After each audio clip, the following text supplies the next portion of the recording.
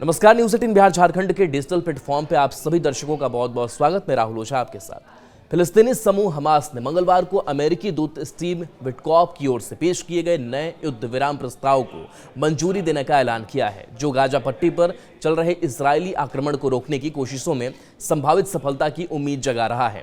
एक आधिकारिक बयान में हमास ने कहा कि प्रस्ताव एक सामान्य रूपरेखा को रेखांकित करता है, जिसमें एक अस्थायी युद्ध विराम, गाजा पट्टी से इजरायली सेना की पूरी तरह से वापसी, मानवीय सहायता का तत्काल प्रवेश और समझौते की औपचारिक ऐलान के बाद एन्क्लेव के नागरिक मामलों को प्रशासित करने के लिए एक पेशेवर समिति का गठन शामिल है।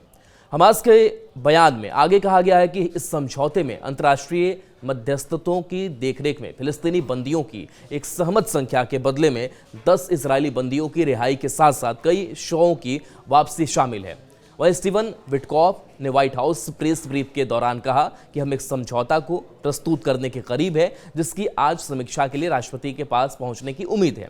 साथ ही उन्होंने कहा कि उन्होंने युद्ध विराम और संघर्ष के लंबे समाधान पर पहुंचने की उम्मीद जताई है। हमास ने बयान जारी कर युद्ध विराम समझौते पर सहमति जता दी है, लेकिन इजराइल की ओर से युद्ध विराम समझौते को लेकर अभी तक कोई सकारात्मक बयान नहीं आया है। नेतन्याहू पर आरोप है कि वह युद्ध को लंबा खींचना चाहते हैं और बंदियों की रिहाई की उन्हें चिंता नहीं है। युद्ध विराम के लिए दोनों पार्टियों की राजी होने की जरूरत भी है। पिछला युद्ध विराम भी इजराइल की ओर से तोड़ दिया गया था।